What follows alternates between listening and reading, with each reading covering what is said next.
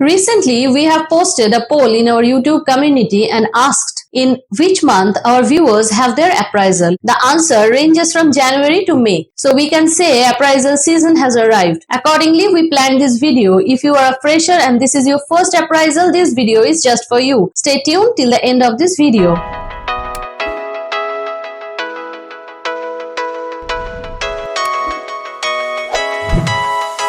Your first appraisal is very important. This is your first job. You have started to understand many things, settling down slowly. You might have some doubt about your performance and how your team and manager rate it.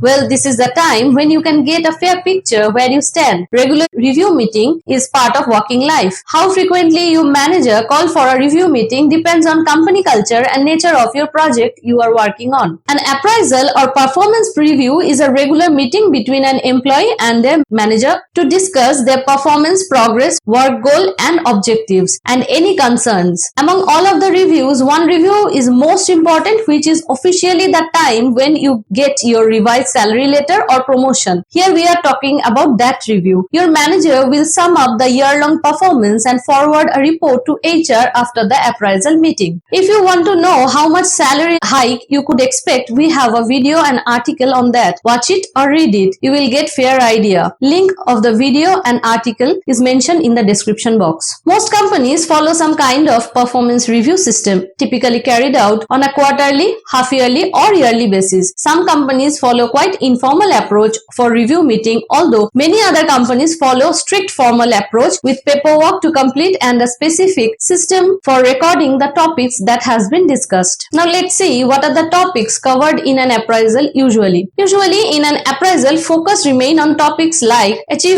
of an employee during that appraisal period. Number 2, goals for the next few months or the year. Number 3, areas of concern the manager has about employee performance. Number 4, concerns or questions an employee have about the work. Number 5, discussion on overall presence of the employee in the company. Usually team lead or manager explains how appraisals work before first review of an employee. Performance review makes many people very nervous, although it serves several important purposes. We would say, since performance review is mandatory for all, why don't you start preparing for it? Now let's talk about preparation for appraisal. First, reflect on your journey in this job role so far and prepare to answer some questions on topics like your biggest achievement in the job so far. Number 2, things you enjoy most and least about your work. Number 3, mistakes you have made and what you learned from them. Number 4, your biggest strengths and weaknesses so far. Number 5, relationship with your co-workers. Number 6, any concerns about any aspect of your job if you have. Number 7, any extra support you need. Number 8, your goals for next 6 to 12 months. And number 9, your midterm and long-term career goals. Next, we will talk about self-assessment. Self-assessment is the biggest thing in any aspect of life. Try to be as objective as you can in your self-assessments. Don't give an unrealistically high review of your own performance, but don't be unnecessarily self-depreciating either. We all have strengths and weaknesses, and the ability to reflect on them accurately is what matters most. When a person is too optimistic, he ignores any chance of negative situation. Again, a pessimistic person doesn't consider chance of any positive outcome. Both are extreme condition for real life experience. Life is a mixture of good and bad. So be realistic. Prepare your mind both for appreciation and criticism. While doing self-assessment, consider points like how much of your goal target have you met this year? What was your most impactful achievement this year? How have you overcome your shortcomings? What was the most challenging task you had to do this year? Do you think your current job role is aligned with your future goals? Are you comfortable with the company culture? Is there any room for improvement? Now let's see what you can do during appraisal. We have listed few points that you must follow during appraisal to get most out of your appraisal meeting. Number 1, be honest and impartial. Be true to yourself about your own achievement and accept it while your manager asks during appraisal. If your self-assessment is not right, there will be huge mismatch between your expectation and review. So be honest and take accountability for your accomplishments accomplishment and failures both. This approach will help you. Number 2, know yourself. Assess yourself and take the initiative to improve your weaknesses and retain your strength. Number 3, seek feedback. Request for feedback from your manager and teammates. It's very normal to give reaction if the feedback is not that good. If you disagree, give response, not reaction. If any such situation arises, you can place some question in front of your manager and take the answer as suggestion. Number 1, is there anything you could have done better? Obviously, according to your manager. Ask him, is there anything he has noticed good in your work performance? Is there anything you can do to improve your performance going forward? Is there any room for career growth in your department?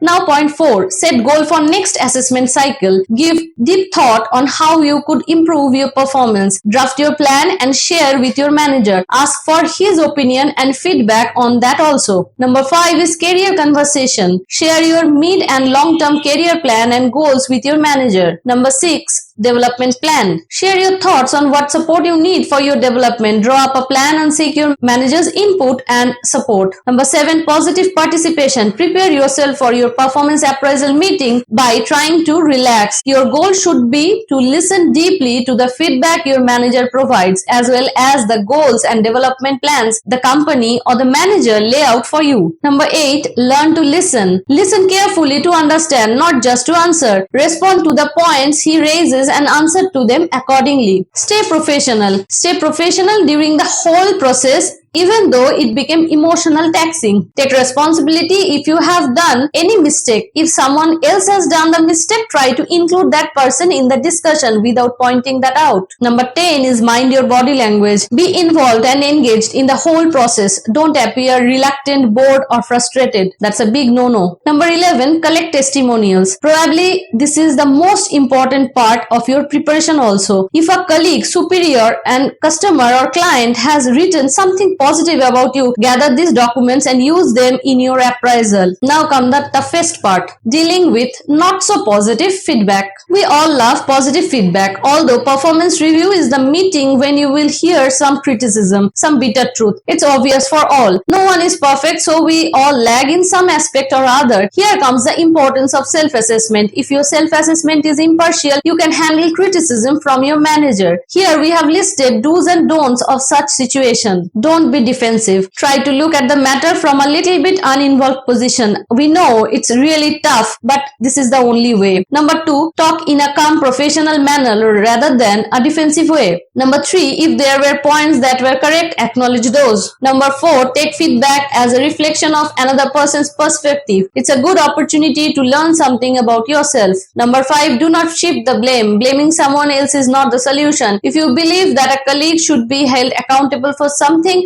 ask that if he can be included in the dialogue too. Number 6, even if you do not like your manager's attitude or word, be pleasant. Do not ignore your manager. Looking blankly at them while they are giving you negative feedback tells your manager that you are not interested in improving. Number 7, treat the performance appraisal as an opportunity to reflect and take notice of your action and non-actions. If you are able to act on both positive and negative feedback, leveraging your strengths and minimizing your weaknesses, you will have an advantage over your other teammates. As a final tip, when leaving the appraisal meeting, focus on the future and not the past. But don't forget the past also. What you should do after the appraisal meeting. Follow what was discussed during appraisal and keep track of your progress. Give progress report to your manager time to time. Work hard and improve your performance. Ultimately, it's your career. You have to take its responsibility. Manage your work, invest time and energy on improvement of your performance and closely monitor your progress. Proper preparation and positive participation are key to successful appraisal. Take this opportunity of appraisal to make your contributions known and to get meaningful feedback and direction that will help you grow. Finally, don't stress. Good luck with your appraisal. Well, that's all for today. We will be back with another episode of Q&A. Please let us know whether our discussion helped you. Till then, stay tuned, stay focused.